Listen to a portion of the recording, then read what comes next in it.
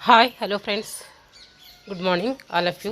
MRL study studio ಚಾನಲ್ಗೆ ನಿಮಗೆಲ್ಲರಿಗೂ ಸ್ವಾಗತಿಸುತ್ತಾ ಇವತ್ತಿನ ತರಗತಿಯಲ್ಲಿ ನಾನು ದೈಹಿಕ ಶಿಕ್ಷಕರ ಒಂದು ಪಠ್ಯಕ್ರಮಕ್ಕೆ ಸಂಬಂಧಪಟ್ಟಂತಹ ಅನಾಟಮಿಯಲ್ಲಿ ಬರುವಂತಹ ಸಂದುಗಳು ಈ ಒಂದು ವಿಷಯದ ಮೇಲೆ ಇವತ್ತಿನ ತರಗತಿಯನ್ನು ಮಾಡ್ತಾಯಿದ್ದೀನಿ.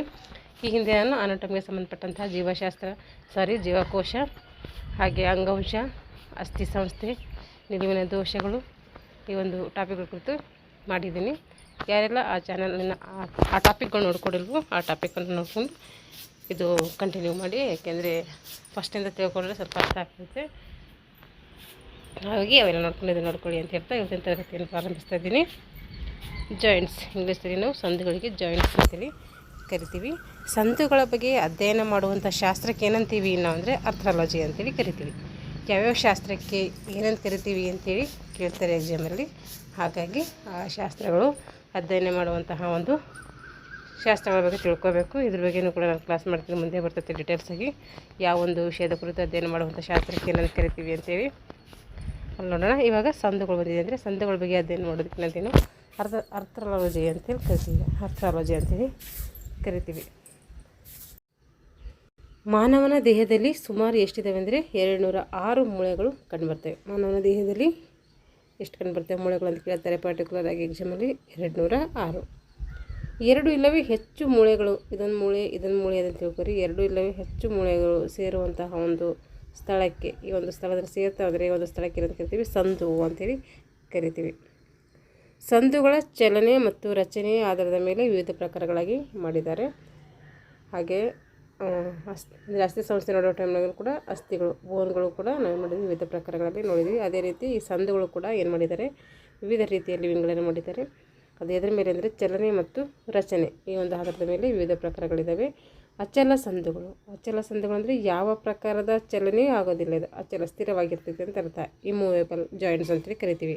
ಅದು ಯಾವ ಪ್ರಕಾರ ಚಲನೆ ಇರೋದಿಲ್ಲ. ಇಲ್ಲಿ ಉದಾಹರಣೆ ಹೇಳ್ಬೇಕಂದ್ರೆ ತಲೆಬುರುಡೆಯಲ್ಲಿ ಇರುವಂಥ ಸೂಚರ್ಸ್ ಸಂದು, ತಲೆಬುರುಡೆಯಲ್ಲಿ ಸೂಚರ್ಸ್ ಸಂದು ಇದು ಯಾವುದೇ ರೀತಿ ಏನು ಮಾಡಿದ್ರೆ ಚಲನೆಯನ್ನು ಮಾಡೋದಿಲ್ಲ. ಹಾಗಾಗಿ ಈ ಒಂದು ಅಚಲ ಸಂದುವಿಗೆ ಉದಾಹರಣೆ ಯಾವುದಂದರೆ ತಲೆಬುರುಡೆಯಲ್ಲಿರುವಂಥ ಸೂಚರ್ಸ್ ಸಂದುಗಳು. ಭಾಗಸ ಚಲನೆ ಸಂದುಗಳು ಅಂದರೆ ಪಾರ್ಟ್ಲಿ ಮೂವೇಬಲ್ ಜಾಯಿಂಟ್ಸ್, ಅಂದರೆ ಸ್ವಲ್ಪ ಪ್ರಮಾಣದಲ್ಲಿ ಮಾತ್ರ ಇವು ಚಲಿಸ್ತವೆ. ಮೃದುವಸ್ಥಿ ಇದು ಭಾಗಶಃ ಚಲನೆಯನ್ನು ಹೊಂದಿರುತ್ತದೆ. ಮೃದುವಸ್ಥಿ ಇದು ಏನಾಗಿದೆ, ಭಾಗಶಃ ಚಲನೆ ಅಂದರೆ ಸ್ವಲ್ಪ ಪ್ರಮಾಣ ಚಲನೆಯನ್ನು ಹೊಂದಿದೆ. ಉದಾಹರಣೆ ಹೇಳಬೇಕಾದ್ರೆ ಆ ರೀತಿ ಯಾವುದು ಇದಾವೆ ಅಂದರೆ ಬೆನ್ನು ಮಣಿಗಳ ನಡುವಿನ ಸಂದು, ಟೊಂಕದ ಒಂದು ಮುಂಭಾಗದ ಪ್ಯೂಬಿಕ್ ಅಸ್ಥಿಗಳು ಸೇರುವಂಥ ಸಂದು, ಇದೇನಾಗಿದೆ ಅಂದರೆ ಭಾಗಶಃ ಚಲನೆಗೆ ಏನಾಗಿದೆ ಒಂದು ಉದಾಹರಣೆಯಾಗಿ ನಾವು ನೋಡ್ತೀವಿ. ಯಾವುದು, ಬೆನ್ನು ಮಣಿ ನಡುವಿನ ಒಂದು ಸಂದು, ಹಾಗೆ ಟೊಂಕದ ಮುಂಭಾಗದ ಪ್ಯೂಬಿಕ್ ಅಸ್ಥಿಗಳು ಸೇರುವಂಥ ಸಂದು ಏನಂತೀವಿ ನಾವು ಭಾಗಶಃ ಚಲನೆಯ ಸಂದು ಅಂತೇಳಿ ಕರಿತೀವಿ. ಈಗ ಸ್ವತಂತ್ರವಾಗಿ ಚಲಿಸುವ ಸಂದುಗಳು ನೋಡ್ರಿ. ಈ ಒಂದು ಸಂದುಗಳು ಏನು ಮಾಡ್ತವೆ ಅಂತಂದರೆ, ಈ ಸಂದುಗಳು ಮೂಳೆಗಳ ತುದಿಗಳು ಹೈಯಲಿನ್ ಮೃದುವಸ್ಥಿಯಿಂದ ಆವರಿಸಲ್ಪಟ್ಟಿವೆ. ಸ್ವತಂತ್ರವಾಗಿ ಚಲಿಸುವಂಥ ಸಂದುಗಳು ಇದರಿಂದ ಆವರಿಸಲ್ಪಟ್ಟಿವೆ ಅಂದರೆ ಹೈಯಲಿನ್ ಎನ್ನುವಂಥ ಒಂದು ಮೃದುವಸ್ಥಿಯಿಂದ. ಈ ಸಂದುಗಳಲ್ಲಿ ಸೇರುವಂತಹ ಮೂಳೆಗಳಿಗೆ ಅಸ್ಥಿರಜ್ಜು ಅವಶ್ಯಕ, ಇಂಪಾರ್ಟೆಂಟ್ ಇದು. ಈ ಹೈಯಲಿನ್ ಅಸ್ಥಿಗಳು ಸೇರ್ತಾವಲ್ಲ, ಆ ಒಂದು ಹೈಯಲಿನ್ ಅಸ್ಥಿಗಳು ಸೇರುವಂತಹ ಒಂದು ಮೂಳೆಗಳಿಗೆ ಏನು ಬೇಕು ಮುಖ್ಯವಾಗಿ ಅಂದರೆ ಅಸ್ಥಿರಜ್ಜು ಬೇಕಾಗುತ್ತೆ. ಈ ಸಂದುಗಳಲ್ಲಿಯ ಖಾಲಿ ಸ್ಥಳಗಳಲ್ಲಿ, ಇವೇನು ಸಂದುಗಳು ಇರ್ತಾವಲ್ಲ ಸ್ವತಂತ್ರವಾಗಿ ಚಲಿಸುವ ಸಂದುಗಳು, ಆ ಒಂದು ಸಂದುಗಳಲ್ಲಿರುವಂತಹ ಖಾಲಿ ಸ್ಥಳಗಳಲ್ಲಿ ಏನಿರ್ತೈತೆ, ಫೈಬ್ರಸ್ ಎಂಬ ಅಂಗಾಂಶ ಕಂಡುಬರ್ತದೆ. ಏನು ಕಂಡುಬರ್ತದೆ, ಫೈಬ್ರಸ್ ಅನ್ನುವಂಥ ಅಂಗಾಂಶ ಕಂಡುಬರ್ತದೆ. ಈ ಸಂದುಗಳು ಶರೀರದಲ್ಲಿ ಹೆಚ್ಚಾಗಿದ್ದಾವೆ. ಸ್ವತಂತ್ರವಾಗಿ ಚಲಿಸುವ ಸಂದುಗಳು ಏನಾಗಿದ್ದಾವೆ, ಸ್ವತಂತ್ರವಾಗಿ ಚಲಿಸುವಂಥ ಸಂದುಗಳು ಶರೀರದಲ್ಲಿ ಹೆಚ್ಚಾಗಿ ಕಂಡುಬರ್ತವೆ, ಸ್ವತಂತ್ರವಾಗಿ ಚಲಿಸುತ್ತವೆ. ಇದರಲ್ಲಿ ಮತ್ತೆ ಏನು ಮಾಡಿದ್ದಾರೆ, ಪ್ರಕಾರಗಳನ್ನು ಮಾಡಿದ್ದಾರೆ. ಒಂದು ಜರಿಯುವ ಸಂದು, ಇನ್ನೊಂದು ಚೆಂಡು ಮತ್ತು ಕುಳಿ ಅಥವಾ ಒರಳು ಸಂದು, ಮರಡು ಸಂದು, ಕೊಂಡಲಾಯ್ಡ್ ಸಂದು, ತಿರುಗಣಿ ಸಂದು, ತಡಿಯ ಸಂದು, ಇಷ್ಟು ಪ್ರಕಾರಗಳಾಗಿ ಇದರಲ್ಲಿ ಮಾಡಿದ್ದಾರೆ. ಈ ಒಂದು ಸ್ವತಂತ್ರವಾಗಿ ಚಲಿಸುವ ಸಂದುಗಳಲ್ಲಿ ವಿವಿಧ ಪ್ರಕಾರಗಳಾಗಿ ಮಾಡಿದ್ದಾರೆ. ಇವಾಗ ಜರಿಯುವ ಸಂದು ನೋಡ್ರಿ, ಏನಿದೆ ಅಂಥೇಳಿ, ಮುಂಗೈಯಲ್ಲಿಯ ಕಾರ್ಪಸ್, ಮುಂಗೈಲಿರುವಂತಹ ಏನಿದ್ದಾವೆ ಕಾರ್ಪಸ್ ಅಸ್ಥಿಗಳು, ಹದಳದ ಅಂದರೆ ಆ್ಯಂಕಲಲ್ಲಿರುವಂತಹ ಟಾರ್ಸಲ್ ಅಸ್ಥಿಗಳು, ಇವೇನಾಗ್ತವೆ ಜರಿಯುವ ಸಂದುಗಳಾಗಿದ್ದಾವೆ. ಮುಂಗೈಯಲ್ಲಿರುವಂತಹ ಕಾರ್ಪಸ್ ಅಸ್ಥಿಗಳು, ಹದಳದ ಅಂದರೆ ಆ್ಯಂಕಲಲ್ಲಿ ಇರ್ತಾವಲ್ಲ, ಆ್ಯಂಕಲಲ್ಲಿ ಈ ಒಂದು ಕೆಳಗಡೆ ಕಾಲು ಇರ್ತಾವಲ್ಲ, ಪಾದ ಹತ್ರ ಆ್ಯಂಕಲ್ ಅಂತ ಹೇಳ್ತೀವಲ್ಲ, ಅದಕ್ಕೇನಂತೀವಿ, ಅಲ್ಲಿರುವಂತಹ ಟಾರ್ಸಲ್ಸ್ ಅಸ್ಥಿಗಳು ಏನು ಮಾಡ್ತವೆ, ಜರಿತಾ ಇರ್ತವೆ. ಟಾರ್ಸಲ್ಸ್ ಅಸ್ಥಿಗಳು, ಕಾರ್ಪಸ್ ಅಸ್ಥಿಗಳು ನೋಡಿದ್ದೀವಿ ಹಿಂದೆ ಅಸ್ಥಿಗಳು ಆ ಟೈಮಲ್ಲಿ.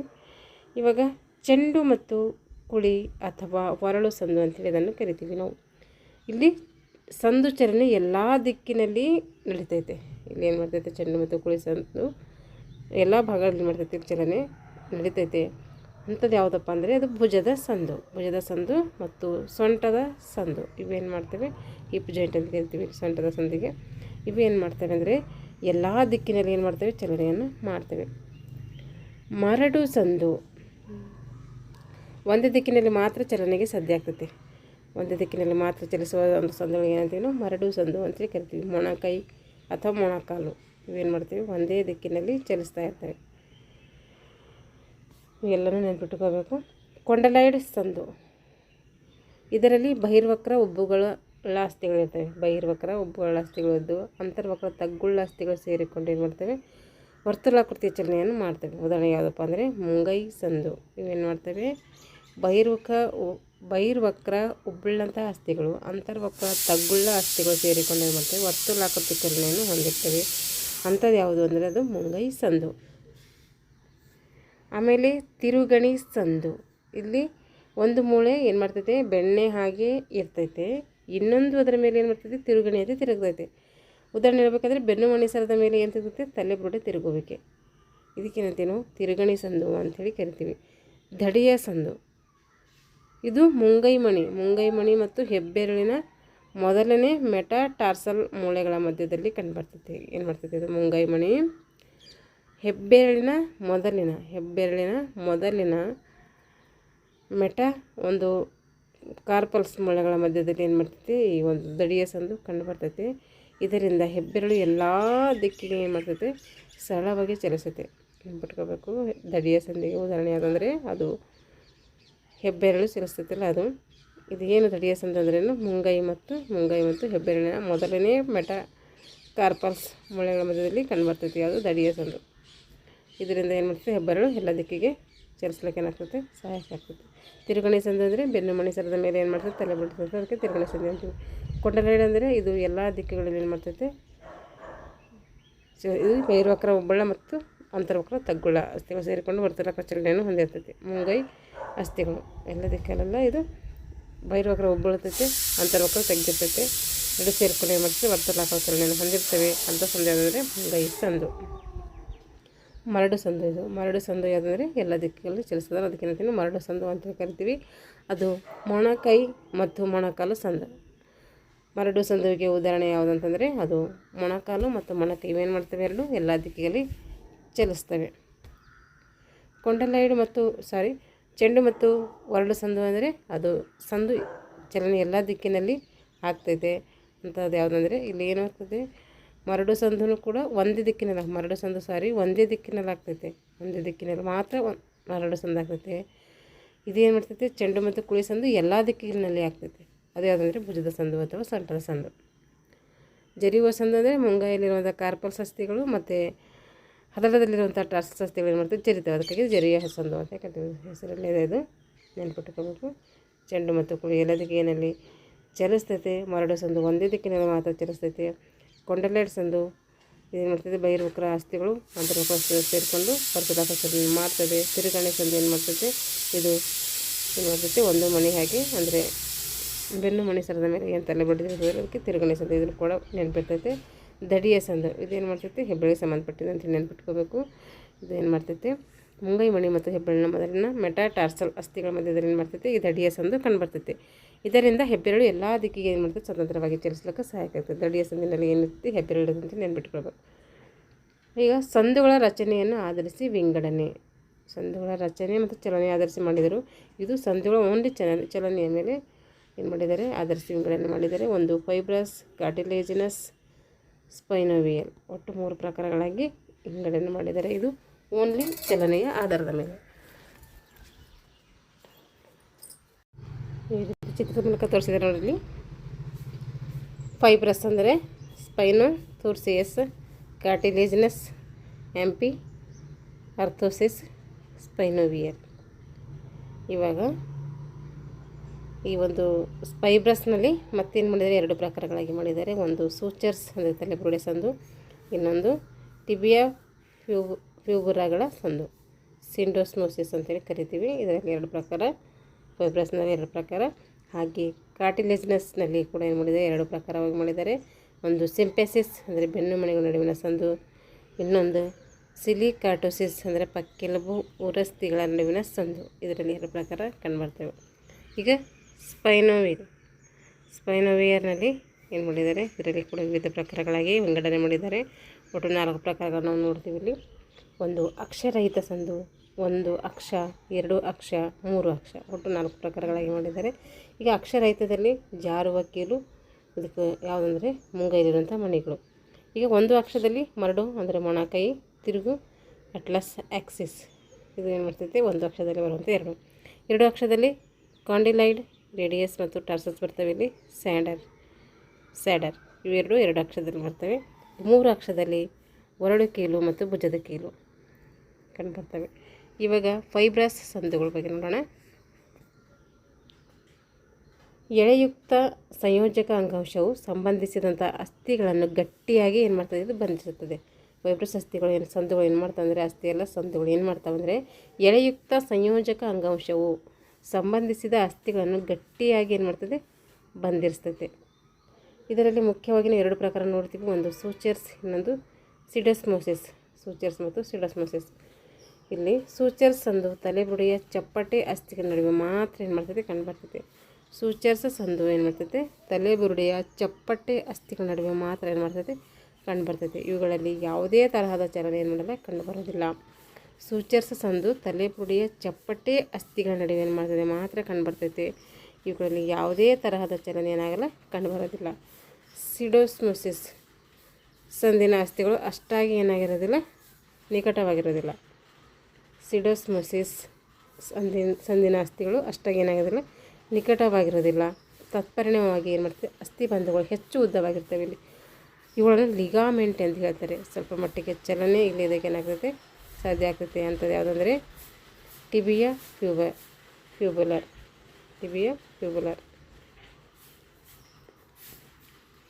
ಇದಾಯಿತು ಫೈಬರ್ಸ್ ಅಸ್ಥಿಗಳ ಬಗ್ಗೆ ಆಯಿತು. ಇವಾಗ ಕಾರ್ಟಿಲೇಜಿನಸ್ ಅಸ್ಥಿಗಳು. ಈ ಸಂದು ಏನು ಮಾಡ್ತೈತೆ, ಮೃದುವಸ್ಥಿಯು ಇದು ಬಹಳ ಕಡಿಮೆ ಚಲನೆಯ ಒಂದು ಅವಧಿಯನ್ನು ಹೊಂದಿರ್ತೈತೆ. ಇದರಲ್ಲಿ 2 ಪ್ರಕಾರ ನಾವು ನೋಡ್ತೀವಿ. ಒಂದು ಸಿಂಪೆಸಿಸ್, ಇನ್ನೊಂದು ಸಿನ್ಕೊಂಡ್ರೋಸಿಸ್. ಅದು ಏನು ಚಾರ್ಟ್ ತೋರಿಸಿದಾರೋ ಆ ಚಾರ್ಟ್ಗೆ ಸಂಬಂಧಪಟ್ಟಂಥ ವಿವರಣೆ ಇಲ್ಲಿ ಕೆಳಗಡೆ ಅದೇ ಕೊಟ್ಟಿದ್ದಾರೆ. ಸಿಂಪೆಸಿಸ್, ಇದರಲ್ಲಿ ಕಾರ್ಟಿಲೇಜನ್ಸಲ್ಲಿ ಸಿಂಪೆಸಿಸ್ ಒಂದು ವಿಧ ಇದೆ ನೋಡಿರಿ. ಈ ಒಂದು ಸಂಧಿನಲ್ಲಿರುವಂಥ ಅಸ್ಥಿಗಳ ಮುಖಗಳು ಈ ತೆಳುವಾದ ಹೈಯಲಿನ್ ಕಾರ್ಟಿಲೇಜಿನಸ್ನಿಂದ ಏನಾಗಿದೆ, ಆವೃತವಾಗಿದೆ. ಉದಾಹರಣೆಗೆ ಜಗಣದಲ್ಲಿಯ ಮುಂಭಾಗದ 2 ಪ್ಯೂಬಿಕ್ ಅಸ್ಥಿಗಳು. ಇದರಲ್ಲಿ ಇನ್ನೊಂದು ಪ್ರಕಾರ ಯಾವ್ದಿದೆ, ಸಿನ್ಕಾಂಡ್ರೋಸಿಸ್. ಇಲ್ಲಿ 2 ಅಸ್ಥಿಗಳು ಹೈಯಲಿನ್ ಕಾರ್ಟಿಲೇಜ್ನಿಂದ ಏನು ಜೋಡಿಸಲ್ಪಟ್ಟಿರ್ತವೆ. ಉದಾಹರಣೆ ಹೇಳಬೇಕಾದ್ರೆ ಉದ್ದ ಅಸ್ಥಿಗಳ ಡಯಾಫಿಸಿಸ್ ಮತ್ತು ಎಪಿಫಿಸಿಸ್. ಈಗ ಕೊಂಡಲೈಡ್ ಆಯಿತು. ಇವಾಗ ಸ್ಪೈನೋವಿಯಲ್ ಸಂದುಗಳು.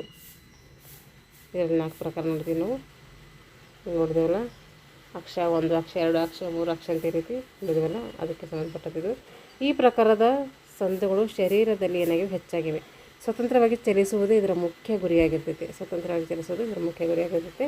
ಲಿಗಾಮೆಂಟ್ ಸ್ನಾಯುಗಳು ಇದರ ಸುತ್ತಲಿವೆ. ಲಿಗಾಮೆಂಟ್ ಸ್ನಾಯುಗಳು ಏನು ಮಾಡ್ತವೆ, ಸುತ್ತಲೂ ಕಂಡುಬರ್ತವೆ. ಟೆಂಡನ್ಗಳೇ ಅವುಗಳ ಚಲನೆಗೆ ಏನಾಗ್ತವೆ, ಅಡ್ಡಿಯನ್ನುಂಟು ಮಾಡ್ತವೆ. ಟೆಂಡನ್ಗಳು ಏನು ಮಾಡ್ತವೆ, ಇವುಗಳ ಚಲನೆ ಏನು ಮಾಡ್ತವೆ, ಮಾಡಲಿಕ್ಕೆ ಅಡ್ಡಿಯನ್ನುಂಟು ಮಾಡ್ತವೆ. ಸಂದಿನ ಕೋಶದ ಒಳಪದರಿಗೆ ಸ್ಪೈನೋವಿಯಲ್ ಪೊರೆ ಏನಂತೀವಿ. ಸಂದಿನ ಕೋಶದ ಒಳಪದರಿಗೆ ಏನಂತೀವಿ, ಸ್ಪೈನೋವಿಯಲ್ ಪೊರೆ ಅಂತೇಳಿ ನಾವು ಕರಿತೀವಿ. ಈ ಪೊರೆಯು ಏನಾಗ್ತದೆ, ಸಂದಿಗೆ ಉಪಯೋಗವಾಗುವ ಸ್ಪೈನೋವಿಯಲ್ ದ್ರವವನ್ನು ಏನು ಮಾಡ್ತದೆ, ಸ್ರವಿಸುತ್ತದೆ. ಸಂದಿನ ಕೋಶದೊಳಗಿರುವಂತಹ ಪಳ್ಳು ಪ್ರದೇಶಕ್ಕೆ ಏನಂತ ಕರಿತೀವಿ ಅಂದರೆ ಸೈನೋವಿಯಲ್ ಸಂದು ಅಂತ ಕರಿತೀವಿ. ಈ ಭಾಗದ ಮಧ್ಯದಲ್ಲಿ ಚಕ್ರಾಕಾರದ ಕೀಲು ಬಿಲ್ಲೆ ಇರ್ತದೆ. ಇದಕ್ಕೆ ಆರ್ಟಿಕ್ಯುಲರ್ ಡಿಸ್ಕ್ ಅಂಥೇಳಿ ಕರಿತೀವಿ. ಇದು ಸ್ಪೈನೋವಿಯಲ್ ಪೊಳ್ಳು ಪ್ರದೇಶವನ್ನು ಏನು ಮಾಡ್ತೈತೆ, 2 ಭಾಗವಾಗಿ ವಿಂಗಡಣೆ ಮಾಡ್ತೈತೆ. ಈಗ ಸಂದುಗಳ ಚಲನೆಗಳು. ಒಂದು ಜರಿಯುವ ಸಂದು. ಮುಂಗೈ ಮಣಿಯಲ್ಲಿ ಚಲನೆ, ಹದಲದಲ್ಲಿ ಇಲ್ಲ ಚಲನೆ. ನೋಡಿ, ಜರಿಯುವ ಸಂದು ಉದಾಹರಣೆ ಅಂದರೆ ಮುಂಗೈ ಮಣಿಯಲ್ಲಿನ ಚಲನೆ, ಹದಲದಲ್ಲಿನ ಚಲನೆ. ಕೋನಾಕೃತಿಯ ಚಲನೆ ಇದಕ್ಕೆ ಅಂತೀವಿ. ಇದರಲ್ಲಿ ವಿವಿಧ ಪ್ರಕಾರಗಳಾಗಿ ಮಾಡಿದ್ದಾರೆ. ಕೋನಾಕೃತಿ ಚಲನೆಯಲ್ಲಿ ಫ್ಲೆಕ್ಷನ್ ಅಂದರೆ ಎರಡೂ ಭಾಗಗಳು ಪರಸ್ಪರ ಹತ್ತಿರ ಬರುವಂತೆ ಏನು ಮಾಡ್ತದೆ ಚಲಿಸುವುದು. ಎರಡೂ ಭಾಗಗಳು ಪರಸ್ಪರ ಹತ್ತಿರ ಬರುವಂತೆ ಏನು ಮಾಡ್ತೈತಿ ಚಲಿಸ್ತೈತೆ. ಉದಾಹರಣೆಗೆ ಟೊಂಕ ಬಾಗಿಸುವುದು, ಕೈ ಕಾಲು ಮಡಿಸುವುದು. ಕೋನಾಕೃತಿಯ ಚಲನೆ ಇದರಲ್ಲಿ ಫ್ಲೆಕ್ಷನ್ಸ್. ಎರಡೂ ಭಾಗಗಳು ಪರಸ್ಪರ ಏನು ಮಾಡ್ತೇವೆ ಹತ್ತಿರ ಬರುವಂತೆ ಚಲಿಸ್ತದೆ. ಉದಾಹರಣೆ ಹೇಳಬೇಕಾದ್ರೆ ಟೊಂಕ ಬಾಗಿಸುವುದು, ಕೈ ಮತ್ತು ಕಾಲು ಮಡಿಸುವುದು. ಎಕ್ಸ್ಟೆನ್ಷನ್ ಇದು ಫ್ಲೆಕ್ಷನ್ಗೆ ವಿರುದ್ಧ ಆಗಿರ್ತೈತೆ. ಅಲ್ಲಿ ಏನು ಮಾಡೋದು ಎರಡೂ ಭಾಗಗಳು ಪರಸ್ಪರ ಏನು ಮಾಡ್ತೇವೆ ಹತ್ತಿರ ಬಂದಂತೆ ಕಾಣಿಸ್ತೈತಿ, ಆದರೆ ಇವು ದೂರ ಹೋದಂಗೆ ಕಾಣಿಸ್ತೈತಿ ಅಂತ ಅರ್ಥ. ಎಕ್ಸ್ಟೆನ್ಷನ್ ಮಾಡೋದು ದೂರ ಮಾಡೋದು ಅಂದರೆ ಅಗಲವಾಗಿ ಮಾಡು ಅಂತ ಅರ್ಥ. ಇಲ್ಲಿ ಮಡಚಿದ ಕೈಯನ್ನು ಮುಂದೆ ಚಾಚಬೇಕು. ಅದೇನು ಮಾಡಿ ಟೊಂಕ ಬಾಗಿಸೋದು, ಕೈ ಕಾಲು ಮಡಚೋದು ಮಾಡಿದೇವಲ್ಲ, ಈಗ ಏನು ಮಾಡಬೇಕು ನಾವು ಮಡಚಿದಂತಹ ಕೈ ಇರ್ತದಲ್ಲ ಅದೇನು ಮಾಡಬೇಕು ಮುಂದೆ ಚಾಚಬೇಕು. ಅದಕ್ಕೆ ಏನಂತೀವಿ ಎಕ್ಸ್ಟೆನ್ಷನ್ ಅಂತ ಕರಿತೀವಿ. ಈಗ ಅಡಕ್ಷನ್ ಅಂದರೆ ಅವಯವಗಳನ್ನು ಶರೀರದ ಮಧ್ಯರೇಖೆಗೆ ತರುವುದು. ಅಡಕ್ಷನ್ ಅಂದರೆ ಮಧ್ಯಭಾಗಕ್ಕೆ ತರುವುದು. ನಮ್ಮ ದೇಹದ ಭಾಗಗಳನ್ನು ಮಾಡ್ಬೋದು, ಶರೀರದ ಒಂದು ಭಾಗಗಳು ಶರೀರದ ಮಧ್ಯರೇಖೆಗೆ ತರುವುದು. ನಮ್ಮ ಅವಯವಗಳಿಂದ ನಮ್ಮ ಭಾಗಗಳನ್ನು ಮಾಡ್ಬೋದು ಶರೀರದ ಮಧ್ಯರೇಖೆಗೆ ತರುವಂಥ ಚಲನೆ, ಅದಕ್ಕೆ ಅಂತೀವಿ ಅಡಕ್ಷನ್ ಅಂತ ಕರಿತೀವಿ. ಹಾಗಾದರೆ ಅಬ್ಡಕ್ಷನ್ ಅಂದ್ರೇನು? ಅಬ್ಡಕ್ಷನ್ ಅಂದರೆ ಶರೀರದ ಮಧ್ಯರೇಖೆಯಿಂದ ಹೊರಗೆ ಒಯ್ಯುವಂಥ ಚಲನೆ. ಏನು ಮಾಡಿದ್ವಿ ಶರೀರದ ಅವಯವಗಳನ್ನು ಮಧ್ಯ ತಂದಿವಿ, ಅವು ಏನು ಮಾಡಬೇಕು ಹೊರಗೆ ಒಯ್ಯಬೇಕು, ಅದಕ್ಕೆ ಏನಂತೀವಿ ಅಡಕ್ಷನ್ ಅಂತ ಕರಿತೀವಿ. ಮಧ್ಯ ತರೋದಕ್ಕೆ ಏನಂತೀವಿ ನಾವು ಅಬ್ಡಕ್ಷನ್ ಅಂತ ಕರೆದರೆ, ಹೊರಗೆ ಒಯ್ಯೋದು ಅಡಕ್ಷನ್. ಪ್ರೊನೇಷನ್ ಅಂದರೆ ಮುಂದೆ ಚಾಚಿದ ಕೈ ಅಂಗೈಯನ್ನು ಭೂಮಿಯ ಕಡೆಗೆ ತಿರುಗಿಸುವುದು. ಮುಂದೆ ಏನು ಚಾಚಿರ್ತೀವಲ್ಲ ಕೈ, ಇದ್ರಾಗ ಮುಂದೆ ಚಾಚಿದ್ದೀವಿ, ಇದರಲ್ಲಿ ಮುಂದೆ ಚಾಚಿದ್ದೀವಲ್ಲ, ಆ ಮುಂದೆ ಚಾಚಿದಂತಹ ಕೈಯನ್ನೇನು ಮಾಡ್ಬೋದು ನಾವು ಅಡಕ್ಷನಲ್ಲಿ ಮುಂದೆ ಚಾಚಿದ್ದೀವಲ್ಲ, ಎಕ್ಸ್ಟೆನ್ಷನಲ್ಲಿ ಮುಂದೆ ಚಾಚಿದ್ವಿ. ಆ ಮುಂದೆ ಚಾಚಿದ ಕೈಯನ್ನು ಅಥವಾ ಅಂಗೈಯನ್ನು ಭೂಮಿಯ ಕಡೆಗೆ ಏನು ಮಾಡ್ತೀವಿ ನಾವು ತಿರುಗಿಸ್ತೀವಿ, ಅಂದರೆ ತಿರುಗಿ ಬಿಟ್ಬಿಡ್ತೀವಿ ಕೆಳಗಡೆ, ಕೈ ಬಿಟ್ಬಿಡ್ತೀವಲ್ಲ ಅದು, ಅದಕ್ಕೆ ಏನಂತೀವಿ ನಾವು ಪ್ರೊನೇಷನ್ ಅಂತೇಳಿ ಕರಿತೀವಿ. ಸುಪಿನೇಷನ್ ಮುಂದೆ ಚಾಚಿದ ಕೈ ಅಂಗೈಯ ಭೂಮಿಯ ಕಡೆಗೆ ಇದ್ದಾಗ ಅದನ್ನು ಏನಂತೀವಿ ಆಕಾಶದೆಡೆಗೆ ತಿರುಗಿಸುವ ಚಲನೆ ಅಂತೇಳಿ ಕರಿತೀವಿ. ಸುಪಿನೇಷನ್ ಅಂದರೆ ಮುಂದೆ ಚಾಚಿದ ಕೈ ಅಂಗೈಯನ್ನು ನೋಡಿದ್ವಿ ಭೂಮಿಯ ಕಡೆಗೆ ಇದ್ದಾಗ ಅದನ್ನು ಆಕಾಶದ ಕಡೆಗೆ ತಿರುಗಿಸ್ತೀವಿ. ಭೂಮಿ ಕಡೆ ಇದ್ದಾಗ ಪ್ರೊನೆನ್ಷನಲ್ಲಿ ಏನು ಮಾಡಿದರೆ ಭೂಮಿಯ ಕಡೆ ಬಿಟ್ಟಿದ್ದೆವು, ಅದು ಭೂಮಿ ಕಡೆ ಬಿಟ್ಟಿದ್ದನ್ನು ಏನು ಮಾಡ್ತೀವಿ ನಾವು ಆಕಾಶದ ಕಡೆಗೆ ಅಂದರೆ ಆಕಾಶದ ಕಡೆಗೆ ತಿರುಗಿಸ್ತೀವಿ, ಅದಕ್ಕೆ ಅಂತೀವಿ ಸುಪಿನೇಷನ್ ಅಂತೇಳಿ ಕರಿತೀವಿ. ಇದು ಎದಾಗಲೈತೆ ಕೋನಾಕೃತಿ ಚಲನೆಯಲ್ಲಿ ಕಂಡುಬರ್ತವೆ. ಇವು ಎಷ್ಟು 1 2 3 4 5 6 ಪ್ರಕಾರ ಈಗ ಒಂದು ಕೋನಾಕೃತಿ ಚಲನೆ ನೋಡಿದ್ವಿ. ಇವಾಗ ಸಕ್ರಮಡಕ್ಷನ್ ಮೇಲ್ಕಾಣಿಸಿದ ಕೋನಾಕೃತಿಯ ಎಲ್ಲ ಒಂದು ಚಲನೆಗಳು ಉಂಟಾದರೆ ಆ ಚಲನೆಗೆ ಅಂತೀವಿ ಸರ್ಕ್ಮಡಕ್ಷನ್ ಅಂತೇಳಿ ಕರಿತೀವಿ. ಚಲನೆಯ ವರ್ತುಲದಲ್ಲಾಗಲಿ ಕಂಸಾಕಾರದಲ್ಲಾಗಲಿ ಏನು ಮಾಡ್ತದೆ ಇರುತ್ತವೆ. ಇದರಲ್ಲಿ ಸಬ್ಡಕ್ಷನ್ನಲ್ಲಿ ಚಕ್ರಾಕಾರದ ಚಲನೆ, ಅಸ್ಥಿಯು ತನ್ನ ಅಂಚಿನ ಸುತ್ತ ತಿರುಗುವುದು ಅಥವಾ ಇನ್ನೊಂದು ಅಸ್ಥಿಯ ಸುತ್ತ ತಿರುಗುವುದು ಏನಂತೀವಿ, ಅದಕ್ಕೆ ಚಕ್ರಾಕಾರದ ಚಲನೆ ಅಂತ ಕರಿತೀವಿ. ಅಂಗೈಯನ್ನು ಅಂಗಾತ ಮತ್ತು ಬೋರಲು ಮಾಡುವಾಗ ರೇಡಿಯಸ್ ಅಸ್ಥಿಯು ಏನು ಮಾಡ್ತೈತೆ ಅನ್ನದ ಅಸ್ಥಿಯ ಸುತ್ತಲೂ ಏನು ಮಾಡ್ತೈತೆ ತಿರುಗುವುದು. ಕುತ್ತಿಗೆಯನ್ನು ಮುಂದೆ ಹಿಂದೆ ತಿರುಗುವುದು, ಇದಕ್ಕಿಂತ ಚಕ್ರಾಕಾರದ ಚಲನೆ ಅಂತೇಳಿ ಕರಿತೀವಿ. ಈಗ ಸ್ಪೈನೋವಿಯಲ್ ಸಂದುಗಳ ಪ್ರಕಾರಗಳು, ಅದರಲ್ಲಿ 6 ಪ್ರಕಾರಗಳು ಕಂಡುಬರ್ತವೆ. ಒಂದು ಅಕ್ಷರರಹಿತ ಸಂದು, ಅದರಲ್ಲಿ ಜರಿಯುವ ಸಂದು, ಮುಂಗೈ ಕಾರ್ಪಲ್ಸ್ ಅಸ್ಥಿಗಳು, ಟಾರ್ಸಸ್ ಅಸ್ಥಿಗಳು ಏನು ಮಾಡ್ತವೆ ಇದರಲ್ಲಿ ಕಂಡುಬರ್ತವೆ. ಇವು 2 ಅಥವಾ ಅನೇಕ ಅಸ್ಥಿಗಳು ಏನಾಗ್ತವೆ ಸಪಟದ ಮೈಗಳು ಪರಸ್ಪರ ಹೊಂದಿಕೊಂಡು ಜರಿತವೆ, ಹಾಗಾಗಿ ಇದಕ್ಕೆ ಜರಿಯುವ ಸಂದು ಅಂತೇಳಿ ಕರಿತೀವಿ. ಅದೆಲ್ಲಿ ಬರ್ತದೆ ಅಕ್ಷರರಹಿತ ಸಂದಿನಲ್ಲಿ ಬರ್ತದೆ. ಮರಡು ಸಂದು, ಇದು ಮೊಣಕೈ ಸಂದಿಗೆ ಏನಂತೀವಿ ನಾವು ಮರಡು ಸಂದು ಅಂತೇಳಿ ಕರಿತೀವಿ. ಇದೇನು ಮಾಡ್ತೈತೆ ಮರಡು ಸಂದು ಒಂದೇ ದಿಕ್ಕಿನಲ್ಲಿ ಮಾತ್ರ ಚಲಿಸ್ತೈತೆ. ತಿರುಗುವ ಸಂದು, ಬಿಂದುವಿನ ಸುತ್ತ ತಿರುಗುವ ಸಂದುಗಳು ಏನಂತೀವಿ ತಿರುಗುವ ಸಂದು ಅಂತ ಕರಿತೀವಿ. ಉದಾಹರಣೆಗೆ ಹೇಳಬೇಕಾದ್ರೆ ಆಕ್ಸಿನ್ ಮತ್ತು ಮುಂಗೈ ರೇಡಿಯಸ್ ಸಂದುಗಳು ಇವೇನು ಮಾಡ್ತೇವೆ ತಿರುಗುವ ಸಂದು ಅಂತೇಳಿ ನಾವು ಕರಿತೀವಿ. ಆಕ್ಸಿಸ್ ಅಂದ್ರೇನು? ಓಡೊಂಟಾಯ್ಡ್ ಎಂಬ 2ನೇ ಬೆನ್ನುಮಣಿಯ ಒಂದು ಏನಾಗ್ತದೆ ಸುತ್ತಲೂ ಅದರ ಗುಂಟ ಏನಾಗ್ತದೆ ಸುತ್ತಲೂ ಹಾಗೂ ಅಟ್ಲಾಸಿನ ಎಂಬ ತಲೆ ಬುರುಡೆ ಹೊತ್ತ ಮೊದಲನೇ ಏನು ಮಾಡ್ತದೆ ಬೆನ್ನುಮಣಿ ವರ್ತುಲದಂತೆ ಏನಾಗ್ತೈತೆ ಭಾಗವು ತಿರುಗ್ತೈತೆ, ಅದಕ್ಕೆ ಏನಂತೀವಿ ಆಕ್ಸಿಸ್ ಅಂತ ಕರಿತೀವಿ. ರೇಡಿಯಸ್ ಅಂದರೆ ಅಲ್ನ ಮತ್ತು ಅದು ಸುತ್ತ ಅಂಗೈ ಬೋರಲು ಮಾಡಲು ಮತ್ತು ಅಂಗತವಾಗಿರಿಸಲು ಏನು ಮಾಡ್ತೈತಿ ನಾವು ತಿರುಗ್ತೀವಿ, ಅದಕ್ಕೆ ಏನಂತೀವಿ ರೇಡಿಯಸ್ ಅಂತೇಳಿ ಕರಿತೀವಿ. 2 ಅಕ್ಷಗಳ ಸಂದುಗಳು.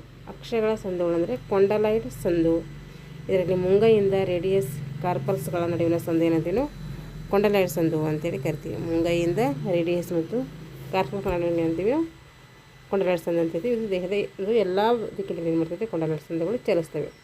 ದಡಿಯ ಸಂದು ಮುಂಗೈ ಮಣಿ ಮತ್ತು ಹೆಬ್ಬೆರಳಿನ ಕಡೆಗೆ ಇರುವಂತಹ ಮೆಟಾ ಕಾರ್ಪಲ್ ಅಸ್ಥಿಗಳ ನಡುವೆ ಏನಾಗ್ತೈತೆ ಕಂಡುಬರ್ತೈತೆ. ಇದರಿಂದ ಕೈ ಹೆಬ್ಬೆರಳಿನಂತೆ ಭಾಳವಾಗಿ ಸ್ಪಷ್ಟವಾಗಿ ತಿಳಿಸುವಂತೆ ಆಗ್ತೈತೆ. ಇದೆಲ್ಲ ಸ್ವಲ್ಪ ಅಲ್ಲಿ ರಿಪೀಟ್ ಆಗಿದೆ ನೋಡಿರಿ, ಅಲ್ಲೂ ಬರ್ತೈತೆ, ಇಲ್ಲೂ ಬಂತು. ಇದಕ್ಕೇನಂತೀವಿ 3 ಅಕ್ಷಗಳ ಸಂದು ಅಂತ ಕರಿತೀವಿ. ಒರಳು ಸಂದು ಅಂದರೆ ದೇಹದಲ್ಲಿ ಪೃಷ್ಠದ ಸಂದು ಮತ್ತು ಭುಜದ ಸಂದುಗಳಂತಿನ ಒರಳು ಸಂದುಗಳಿಗೆ ಒಂದು ಉದಾಹರಣೆ ಆಗ್ತವೆ.